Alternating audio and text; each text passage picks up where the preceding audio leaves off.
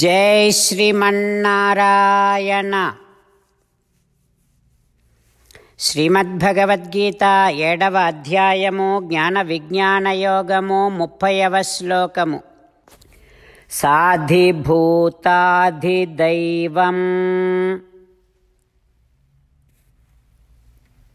మాం సాధియజ్ఞంచ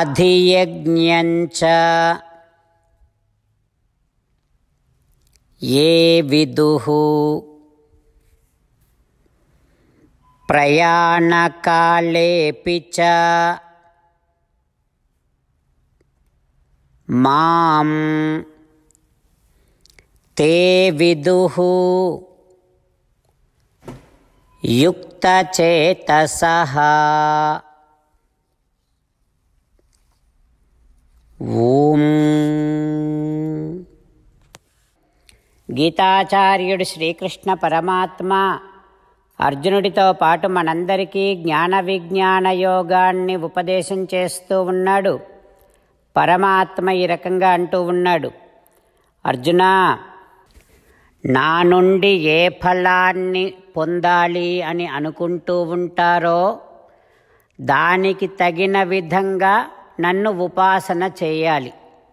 దానికి తగిన విధంగా నా గురించి తెలుసుకోవాలి వారు. అందులో ఐశ్వర్యాన్ని కాంక్షించేటటువంటి వారు కొందరు ఉంటారని చెప్పాను కదా. నన్ను ఆశ్రయించి ఐశ్వర్యాన్ని కోరుకుంటారు. ఆర్తులు, అర్ధార్థులు, వీరిద్దరిని ఐశ్వర్యార్థులే అని అంటారు. వీరేం తెలుసుకోవాలి అనంటే, నేను అధిభూతముతో కూడిన వాణిని అని తెలుసుకోవాలి. నేను దైవముతో కూడిన వాణిని అని తెలుసుకోవాలి. నేను యజ్ఞముతో కూడిన వాణిని అని తెలుసుకోవాలి. అంతేకాకుండా అంతిమ స్మృతి కూడా వారు కలిగి ఉండాలి. ఈ 4 విషయాలు నా నుండి ఐశ్వర్యాన్ని కాంక్షించేటటువంటి వారు తెలుసుకోవాలి. అంతేకాకుండా అర్జున, ఇక జ్ఞానులు అని ఉన్నారు కదా, వారేం కోరుకుంటారు? నా నుండి నన్నే కోరుకుంటారు. కృష్ణ నువ్వే కావాలి అని కోరుకుంటారు. అట్లా నన్నే కోరుకునేటటువంటి వారు 2 విషయాలు తెలుసుకోవాలి. అవేమిటంటే, నేను అధియజ్ఞముతో కూడిన వాణిని అని తెలుసుకోవాలి.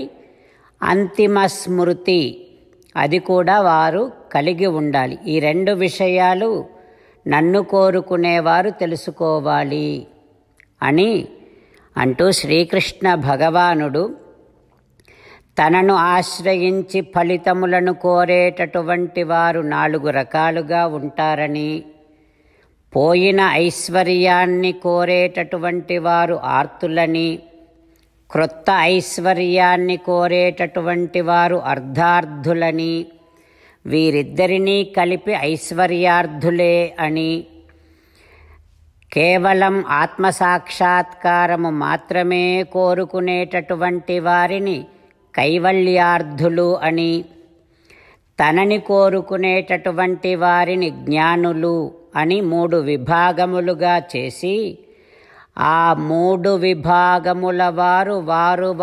కోరుకునేటటువంటి ఫలితములను నా నుండి పొందాలి అనంటే వారు తెలుసుకోవలసినటువంటి విషయాలని స్వామి అనుగ్రహిస్తూ ఉన్నాడు. అందులో భాగంగా ఆత్మసాక్షాత్కారాన్ని పొందాలి అని కోరుకొని భగవంతుడిని, శ్రీకృష్ణుడిని ఆశ్రయించిన వారు తెలుసుకోవలసినవి 5. అవేమిటంటే, తద్బ్రహ్మ, అధ్యాత్మం, అఖిల కర్మ, అధియజ్ఞం, అంతిమ స్మృతి. ఆత్మసాక్షాత్కారాన్ని కోరుకునేవారు 5 విషయాలు తెలుసుకోవాలి. ఇక ఐశ్వర్యాన్ని కోరుకునేటటువంటి వారు 4 విషయాలు తెలుసుకోవాలి. అవేమిటి అనంటే, అధిభూతం, అధిదైవం, అధియజ్ఞం, అంతిమ స్మృతి. ఇక శ్రీకృష్ణ భగవానుడినే కోరుకునేటటువంటి వారు 2 విషయాలు తెలుసుకోవాలి. అవేమిటి అనంటే అధియజ్ఞం, అంతిమ స్మృతి.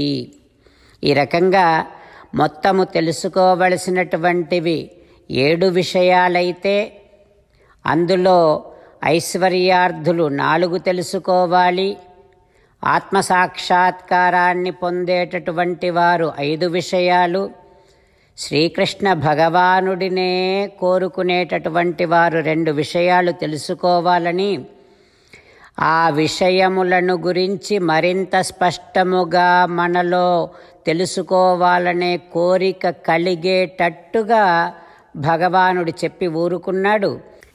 ఇప్పుడు మనం అర్జునుడి స్థానములో ఉండి ఆ విషయములను మరింత స్పష్టముగా అనుగ్రహించమని ప్రార్థన చేయటం కోసం సంసిద్ధమవుదాం. ఆ రకమైన ప్రయత్నము చేస్తూ పరమాత్మ పలికిన పలుకులను అదే విధంగా పలికే ప్రయత్నం చేద్దాం.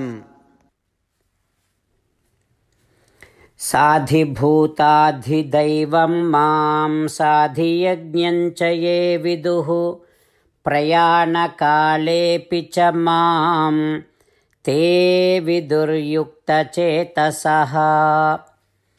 అంతేకాకుండా మనం ప్రతిరోజు శ్రీమన్నారాయణుడికి ఒక 8 పనులు చేస్తాం అని మాట ఇద్దాం. ఎందుకంటే శ్రీకృష్ణ భగవానుడు 18వ అధ్యాయములో 65 నుండి 70వ శ్లోకాల ద్వారా శ్రీమద్భగవద్గీత అంతటికీ సారభూతముగా మనకు 8 పనులు చేయమని చెప్పాడు. అలా చేస్తే చాలు, నేను మిమ్మల్ని అన్ని విధాలుగా రక్షిస్తా అని ప్రమాణపూర్వకముగా ప్రతిజ్ఞ కూడా చేశాడు. అందుకని శ్రీమద్భగవద్గీతను అంతటినీ విన్న తర్వాత అర్జునుడు కూడా చివరకు కరిష్యే వచనం తవ, కృష్ణ నువ్వు చెప్పినట్టే చేస్తా అని అన్నాడు. కనుకనే భగవానుడు అర్జునుడికి అన్ని విధాల విజయాన్ని అందించాడు. మనం కూడా ప్రతిరోజు శ్రీమన్నారాయణుడికి ఆ రకంగానే మాట ఇద్దాం. 8 పనులు చేస్తాం అని మనము మాట ఇస్తే అది అష్టాక్షరీ మహామంత్ర జపము చేసినటువంటి ఫలితాన్ని మనకు ప్రతిరోజు ఇస్తుంది. ఇట్లా మాట ఇవ్వటం కంటే గొప్ప పూజ, యజ్ఞము, తపస్సు మరొక్కటి లేనే లేదు. అందుకని నేను అంటూ ఉంటాను, మీరు మనస్సులో భావిస్తూ ఉండండి. ఈ రకంగా మనము మాట ఇస్తూ ఉంటే శ్రీకృష్ణ భగవానుడి ముఖారవిందములో కలిగేటటువంటి ఆనందాన్ని మనం ప్రతిరోజు దర్శిద్దాం, ఆస్వాదిద్దాం. జై శ్రీమన్నారాయణ. హో శ్రీమన్నారాయణ, నువ్వు చెయ్యమన్నట్టే నేను నిన్నే సంతతము ధ్యానము చేస్తూ ఉంటా. హో శ్రీమన్నారాయణ, నువ్వు చెప్పినట్టే నేను నీ భక్తుడిగానే ఉంటా.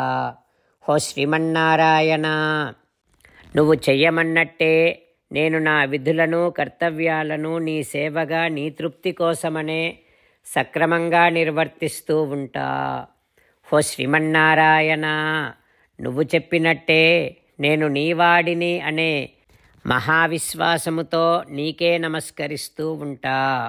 హో శ్రీమన్నారాయణ, మామేకం శరణం వ్రజ, నన్ను ఒక్కడిని మాత్రమే శరణు వేడుకో అని నువ్వే అన్నావు కనుక నేను నిన్ను ఒక్కడిని మాత్రమే శరణు వేడుకుంటా. హో శ్రీమన్నారాయణ, మా శుచః, ఇక దుఃఖించకు అని నువ్వే నాకు భరోసా ఇస్తున్నావు కనుక నేను ఇక దుఃఖించను. హో శ్రీమన్నారాయణ, నువ్వు చెప్పినట్టే నువ్వు నా కోసమని అనుగ్రహించినటువంటి శ్రీమద్భగవద్గీతను ప్రతిరోజు కనీసము 1 శ్లోకాన్నైనా జ్ఞాపకం చేసుకుంటూ శ్రీమద్భగవద్గీతను అనుసంధానము చేస్తూ ఉంటా. హో శ్రీమన్నారాయణ, నువ్వు చెప్పినట్టే నువ్వందరి కోసమని చెప్పినటువంటి శ్రీమద్భగవద్గీతను తెలియని భక్తులందరికీ తెలియచేసే నా వంతు ప్రయత్నాన్ని నేను నిరంతరము కొనసాగిస్తూనే ఉంటా. హో శ్రీమన్నారాయణ, నేను నువ్వు చెప్పినట్టే చేస్తా, నీకు నచ్చినట్టే ప్రవర్తిస్తా, నీకోసమే పని చేస్తూ ఉంటా. కరిష్యే వచనం తవ. ఇప్పుడు శ్రీమద్భాగవతాన్ని అనుసంధానం చేసుకుందాం. శ్రీమద్భాగవత గ్రంథానికి నమస్కారం. నిగమకల్పతరోర్గళితం ఫలం సుఖముఖాదమృతద్రవ సంయుతం పిబత భాగవతం రసమాలయం ముహురహో రసికా భువి భావుకాః. శ్రీసుఖ యోగీంద్రుల వారికి నమస్కారం. యం ప్రవ్రజంతమనుపేతమపేతకృత్యం ద్వైపాయనో విరహకాతర ఆజుహావ పుత్రేతి తన్మయతయా తరవోభినేదుః తం సర్వభూతహృదయం మునిమానతోస్మి. నరనారాయణులకు, చతుర్ముఖ బ్రహ్మకు, సరస్వతీదేవికి, వ్యాస మహర్షుల వారికి నమస్కారం.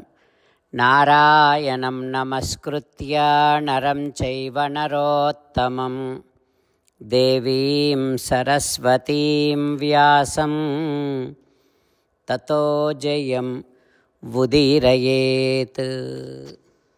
శ్రీమద్భాగవతము దశమస్కంధము 10వ స్కంధములో 49వ రోజు. సూత మహానుభావుడు శౌనకాది మహర్షులందరికీ ప్రవచనం చేస్తూ ఈ రకంగా చెబుతూ ఉన్నాడు. ఓ మహర్షులారా, శ్రీసుఖ యోగీంద్రుల వారు పరీక్షిన్నరేంద్రుడికి శ్రీమద్భాగవతాన్ని ఉపదేశం చేస్తూ ఇలా చెబుతూ ఉన్నాడు. ఓ పరీక్షిన్నరేంద్ర, శ్రీమన్నారాయణుడు దేవకీ వసుదేవులతో ఈ రకంగా మాట్లాడుతూ ఉన్నాడు. ఓ జననీ జనకుల్లారా, మీరు నన్ను పుత్రభావముతో తలుస్తూ నేను దేవదేవుడిని అనేటటువంటి జ్ఞానము కలిగి ఉండి నిరంతరము నన్ను ప్రేమానురాగములతో ధ్యానిస్తూ పరమగతిని పొందుతారు అని శ్రీమన్నారాయణుడు దేవకీ వసుదేవులను అనుగ్రహించి ఇక వెనువెంటనే సద్యో బభూవ ప్రాకృతః శిశుః, ఒక చిన్న శిశువులాగా మారిపోయాడు. అయితే అంతకుముందే భగవానుడు తనను నందవ్రజానికి తీసుకొని వెళ్ళి యశోద ప్రక్కన ఉంచి అక్కడ ఉన్నటువంటి స్త్రీ శిశువును తీసుకొని రమ్మనమని వసుదేవుడిని ఆజ్ఞాపించాడు. తతశ్చ శౌరిః భగవత్ ప్రచోదితః సుతం సమాదాయ స సూతికాగృహాత్. ఆ పురిటి ఇల్లు వెలువడి పాపని తరలించుకొనుచు పరచదననుచున్ రూపింప నందు భార్యకు పాపయగుచు యోగమాయ ప్రభవించెనృపా. ఎప్పుడైతే వసుదేవుడు ఆ బాలుడిని పురిటి గృహము నుండి బయటకు తీసుకొని వచ్చాడో ఆ సమయముననే దేవదేవుని యొక్క శక్తి స్వరూపిణి అయిన యోగమాయ యశోదకు పుత్రికగా జన్మించింది. ఇక్కడ కారాగృహములో భగవానుని యొక్క మాయా ప్రభావము చేత ద్వారపాలకులందరూ గాఢ నిద్రలో మునిగిపోయారు. కారాగృహములోని ఇతరులందరూ కూడా గాఢ నిద్రలో మునిగిపోయారు. సూర్యోదయము కాగానే చీకట్లు తొలగిపోయినట్టుగా ఆ భగవానుని యొక్క ఆవిర్భావము కాగానే వసుదేవుని సంకెళ్ళు, ఇనుప గొలుసులు తెగిపోయి ద్వారాలు కూడా తెరుచుకున్నాయి అంటూ శ్రీసుఖ యోగీంద్రుల వారు ఉపదేశం చేస్తూ ఉన్నారు. ఆ తర్వాత ఏం జరుగుతుందో రేపు తెలుసుకుందాం. ఓం శ్రీకృష్ణ పరబ్రహ్మణే నమః. ఓం అస్మద్గురుభ్యో నమః. ముకుందమాల. కృష్ణో రక్షతు నో జగత్రయ గురుః కృష్ణం నమస్యామ్యహం. కృష్ణేనామరశత్రవో వినిహతాః కృష్ణాయ తస్మై నమః. కృష్ణాదేవ సముత్థితం జగదిదం కృష్ణస్య దాసోస్మ్యహం. కృష్ణే తిష్టతి విశ్వమేతదఖిలం హే కృష్ణ సంరక్ష మాం. శ్రీమద్భగవద్గీత 7వ అధ్యాయము 30వ శ్లోకము. సాధిభూతాధిదైవం మాం సాధియజ్ఞం చ యే విదుః ప్రయాణకాలేపి చ మాం తే విదుర్యుక్తచేతసః. సాధిభూతాధిదైవం మాం సాధియజ్ఞం చ యే విదుః ప్రయాణకాలేపి చ మాం తే విదుర్యుక్తచేతసః.